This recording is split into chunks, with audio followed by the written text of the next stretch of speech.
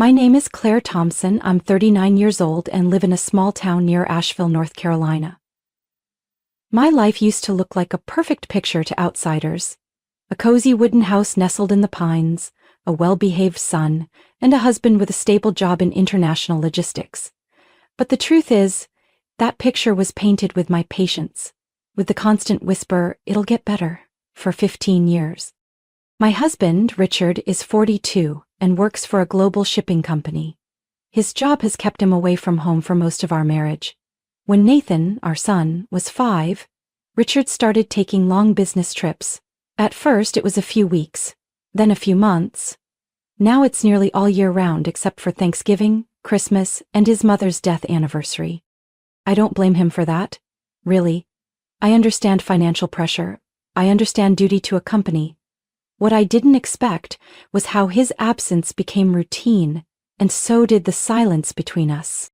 I gave up my career in interior design after Nathan was born. We agreed I'd stay home to raise him. And I did. Completely. Every meal, every parent-teacher conference, every fever at 2 a.m, I handled it all. In the beginning, Richard used to say things like, "You're amazing," and "I'm lucky to have you." But in the past few years, those words disappeared, replaced by short texts like, "In a meeting," or "Don't call now." I went back to work 2 years ago, not because we needed the money, but because I needed to breathe. I started teaching floral design at a community center 10 minutes from home, just a few classes a week, but it reminded me I existed outside of being a wife and mother. And I started writing. At first, it was just journal entries, short posts on an anonymous blog. But over time, I got swept into the world of a character I created. A woman quietly fighting against lies no one believed could be exposed. I used the pen name Elsie Monroe. No one, not even Richard, knew it was me. My debut novel, posted on a small writing forum, had over 100,000 followers. I didn't tell anyone because I thought, this is just for me. Nathan is 16 now. My son is more thoughtful than his quiet nature lets on. He rarely asks about his father, but I know he notices. Once, I caught him standing in front of our wedding photo, staring at it for a long time. When I asked, he simply said, "It's weird. Dad's never around, but he's in every photo." I said nothing. I didn't know how to explain it in a way that felt honest. Every time Richard came home, it felt like a rehearsed play. He brought gifts, asked a few polite questions like, "Is everything okay?" Stayed for a few meals, then left again with promises of more time soon. And I, foolish, nodded like a clock wound too tight. Our marriage wasn't passionate, but it wasn't explosive either. It felt like a glass of water left sitting too long, clear but tasteless. Still, I kept thinking, for our son, for the family, for a real home, people get tired. But they come back if love remains, right? I believed that, until one April afternoon, Richard called me on video, his first contact in nearly 2 weeks. I smiled when his face appeared on screen, but he didn't smile back. He said 5 words, his voice calm enough to chill. "Claire, we should get divorced." I sat still. For a second, it felt like a line from a novel I hadn't written. But it wasn't fiction this time, it was real. I stared at the screen as the call ended. His words echoed in my head like a hammer striking hollow metal. "Claire, we should get divorced." No tears, no screaming, just a strange emptiness growing slowly in my chest. 3 days later, a thick envelope arrived by express mail. Sender, R. Thompson, listed from an office in Chicago. Inside were neatly printed documents marked in yellow. Divorce papers, financial terms, a proposed asset division, and a small handwritten note. Claire, thank you for everything. I believe we both deserve a new life. Back home before fall, so please prepare to move. I stood at the window, the note trembling in my hand. Move? He actually wrote, "Move?" No apology, no explanation. When I called back, Richard answered after 6 rings. His voice was tired but firm. "I don't want this to get messy, Claire." "So you think sending divorce papers and telling me to leave the house is what, polite?" "We've been living apart for too long. I'm in Chicago, you're in North Carolina. That's not a marriage anymore. But that was your choice, Richard. I never agreed to live like this. I stayed for Nathan, for your parents, for this house. He paused for a moment, then said flatly, "Just go over the paperwork. I'll support Nathan until he turns 18. I'll cover moving costs if needed." I laughed, a dry, bitter laugh with no joy. 18? Nathan just started 10th grade. That's 3 more years. You think it's that simple? Claire, I'm not trying to fight for custody. He should be with you. I'll send money each month. That's the best I can do. I gripped the phone tightly. In the house? It's under my father's name. After he passed, it transferred to me. You have no legal right to keep it. It's Thompson family property. That last sentence cut straight through me like a blade. After all the years here, caring for every brick, every garden bed, I was just a tenant? When Nathan got home that night, I didn't say a word. I made burgers like usual, asked about his study group, pretended nothing had changed. But inside, I was already planning. 3 days later, I called Richard again. "I'm not signing." "Claire, you're making this harder than it needs to be." "No, I'm being a mother, and I'm doing what's right. If you want my signature, we renegotiate. I want your legal commitment to support Nathan through college, not just until 18. You can't demand that. I have no legal obligation. But you have a moral one, Richard. And if you don't agree, my attorney will take it up with family court." He didn't say a word, just ended the call. I knew Richard always hated drama. That hard-working, private, responsible man image was everything to him. He wanted the divorce to be quiet, quick. But I wasn't a shadow anymore. Not the keeper of the home, waiting patiently for him to show up on holidays. I flipped through the documents he sent. The asset list mentioned relocation support, but nothing about the 15 years I sacrificed. No acknowledgement for giving up my career to raise Nathan, for caring for his parents during their illnesses, or for holding this entire household together. A few days later, I received a text. "If you keep dragging this out, I won't pay a dime after the divorce. Think carefully." I replied with just one line. "Then I'll see you in court." I turned off my phone, opened my laptop, and began drafting a formal response. My story was far from over. The more Richard pushed, the quieter I became. He kept messaging, reminding me to sign the divorce papers before August. His reason? Wanting to wrap things up cleanly before heading back to the Chicago office. Sounded reasonable, but a creeping unease settled in me. A man who always avoided responsibility? Why was he suddenly in such a hurry to finalize a divorce? One night, after Nathan went to bed early, I sat in front of my laptop and pulled up Richard's old work emails. One detail caught my eye. For the past 6 months, his emails hadn't come from Chicago, but from an IP address in Peoria, nearly a 3-hour drive away. A quiet, small town. Perfect for hiding something. I hired an online private investigation service. Not the spy movie kind, just a middle-aged woman named Linda who used to work in divorce asset tracing. I sent her the temporary office address Richard had mentioned, his travel schedule, and a few personal details. Linda told me to give her 3 days. On the 4th day, I received a photo. In it, Richard stood in front of a sloped-roofed suburban home, holding a grocery bag. Beside him was a young woman, early 30s, blonde waves, smiling. A little boy, maybe 6 years old, held her hand with a popsicle in his mouth, looking at Richard like he was his father. Behind them was a gray pickup truck, same one Richard had told me he sold last year. I felt the blood drain to my feet. Not because he cheated, because he had been living another life while still calling me his wife. Still sending birthday gifts to Nathan. Linda confirmed the house belonged to a woman named Jenna Malone, currently a dental assistant in the city. The boy was Liam Malone, but there was no father listed on the birth certificate. Richard had rented a separate, smaller apartment nearby to use as his official residence, in case his company ever checked in. He'd built 2 lives, one to live in, one to cover up. I sat in the dark for a long time after reading the report. The betrayal wasn't the hardest part anymore. What kept me awake was the sheer audacity. He had a child, a family, and he was pushing me and Nathan out to make it official before the school year started. He didn't just want a divorce. He wanted to erase me so he could bring his other child into this home. So I did what I do best. I wrote. I drafted an email to Richard, attached 2 photos, wrote a short message.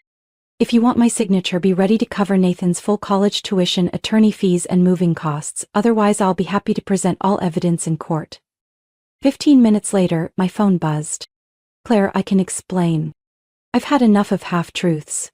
Say it clearly, and own it. You're blowing this out of proportion. Jenna is just... Don't lie again. That boy is your son, isn't he? Silence. On the other end, only heavy breathing. I continued slowly. You have the right to live your life, but no one has the right to trample over others to build a new one.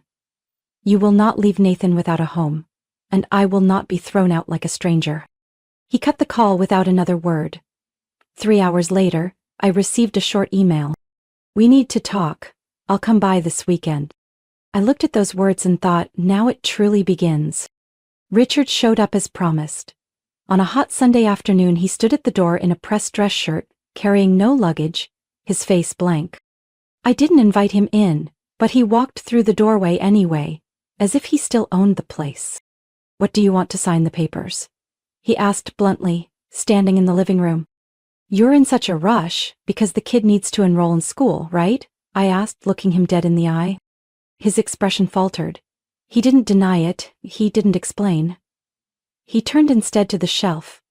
At our 2004 wedding photo. Claire, I don't want to make this difficult. Just sign and I'll leave enough assets for you and Nathan to live comfortably. Thanks, but I don't need you to leave behind anything. I just want the truth to stand in the right place. I pulled a stack of documents from the drawer and placed them on the oak coffee table. Richard stared at it like it was a ticking bomb. What is that? Legal documents, including an updated deed to this house, a preliminary will from Harold Thompson, your father, and an adoption certificate. Adoption? Richard stepped back. I continued calmly. Last year, after your father had his second stroke, I was the one who took him to therapy every week. You didn't even answer his calls once during those 3 months.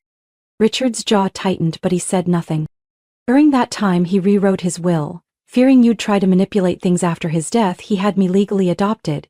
This house is now under my name, granted as a living gift per his estate planning terms. I slid a certified copy in front of him. Richard grabbed it, eyes scanning each line, a vein twitching on his forehead. This is forged. Feel free to take it to court.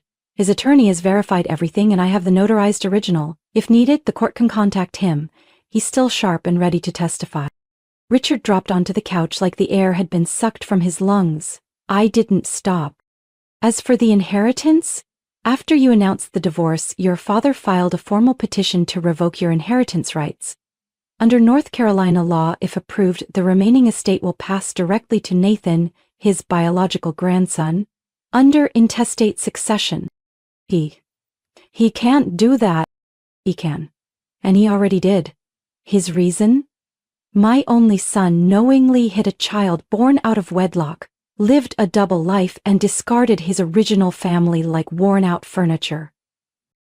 I made sure to say each word slowly, clearly, like hammering away at the false reality Richard had built for years. He bowed his head, hands clasped, chest rising unevenly. A moment later he looked up, voice hoarse. So what now? You're kicking me out? No. I'm letting you walk out once you realize there's not a single brick left under your feet. I stood and walked toward the door. This house belongs to me and Nathan. We're not going anywhere. You better find a new apartment for your child before the school year starts. Richard rose slowly. Not a word. Just as his hand touched the doorknob, I spoke again. Oh, and one more thing. If you plan on avoiding child support for Nathan, don't worry. I'll bring all of this to the family court, and if necessary, I'll make it public. Every detail, including how you maintain dual residences during work trips. He froze. Turned around, eyes wide. You wouldn't dare. Try me. A calm expression crossed my face, not out of spite, but from the quiet power of knowing I could finally protect myself. Richard left that day, and I knew the board had turned. 3 weeks after Richard moved out, a message from Harper Literary, one of the biggest publishing houses on the East Coast, landed in my inbox. The subject line was simple. Congratulations! We are officially acquiring the adaptation rights to Ash Tree Letters for an animated series. My hands trembled slightly as I read it. My debut novel, written under the pen name C.L. Monroe, was becoming a Japanese-American anime series set for global release next spring. No one knew C.L. Monroe was me. For 3 years I had quietly uploaded chapters to an international writing platform, read every line of feedback, edited in silence, and grew alone. I never told Richard. I knew he'd dismiss it as a time-wasting hobby. But now that waste of time had earned a 6-figure licensing deal.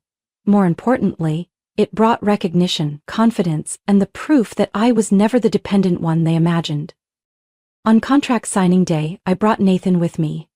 My son wore a crisp white shirt, hair neatly styled, his eyes glowing with pride. After leaving Harper's headquarters, we stopped at a little diner near the central station for dinner. As the main course was served, Nathan looked at me for a long moment and asked, "Are you gonna tell Dad?" I set my glass down, paused. "Not yet, but I think it's time." The opportunity came sooner than I thought. A week later, Richard called, the first time in over a month. His voice was no longer sharp, just low, uncertain. "Claire, I heard about Dad." Nathan spoke with him. "I didn't expect things to go this far. You should have called him sooner, not for the house, but because you're his son. But it's too late now." Silence. Then he spoke again, like he was trying to reach for something long gone. "Claire, I know I messed up, but I also know you're not just someone who stays in the kitchen like I used to think. You've always had something more. I see it in Nathan's eyes, how proud he is of you." I let out a soft laugh. "I've always been me. You just never looked closely enough." I paused, then said firmly, "I'm C.L.M. Monroe." Beat of silence, then from the other end. "What?" "The author of Ash Tree Letters, the one you asked Nathan about the other day." "Who writes women that ridiculous?" "Claire, no way." "Why not?" "Because I was your wife for 15 years and in your eyes I was just a housewife who cooked, cleaned, and fulfilled her role?" I stopped. My tone was calm but steady. "I've spent the last 2 years studying family law, property rights, and civil law. Not to fight anyone, but to fully understand what I have the right to protect." "You studied for this?" For the first time, Richard's voice actually shook. "I studied so I wouldn't be a victim the day betrayal came. The divorce papers are signed, all financial terms are finalized, the assets are certified, and the entire income from the upcoming adaptations has nothing to do with you." I cut him off. "If you're calling to claim a share, don't. If you're calling to apologize, I acknowledge it, but if you're calling to come back, it's too late." Silence on the other end. I said softly, "Some things don't break from impact. They fall apart because they've been neglected for too long." That night, while Nathan was rereading the draft of my next novel, he said, "You know what? Dad told me you're a dangerous woman because you stay quiet and still leave people with no way out." I held his gaze, steady and calm. "If that's what your father thinks, then there's no need to correct him." From that moment on, I stopped fearing abandonment. I had learned how to stand on my own, through knowledge, calm strength, and the very chapters I wrote with my own hands. 2 months after Richard stepped away from our last call, I received a strange email from an address ending in @gtrlogistics.com, his workplace for over a decade. It was from Marcia Fuller, the regional HR director. The message was brief and cold. "We confirm that Mr. Richard Thompson has been officially transferred to the branch office in Rapid City, South Dakota, with a downgraded role to Tier 3. If there are any ongoing legal matters between you and Mr. Thompson, please submit all documentation to our legal department for processing, under labor compliance." I wasn't surprised, I just didn't expect things to move that fast. Through a few contacts I still had, including a former colleague of Richard's who kept in touch because she admired Mrs. Monroe's novels, I learned what had happened. After Richard pushed me to sign the divorce papers and failed, Jenna, his mistress, called his office herself, asking to verify paperwork for residency sponsorship for her and her son. That call was recorded. A few days later, an internal report was filed. Richard was cited for violating the company's ethics policy, using business travel to maintain a double life, and using his corporate housing to conceal an undeclared personal relationship.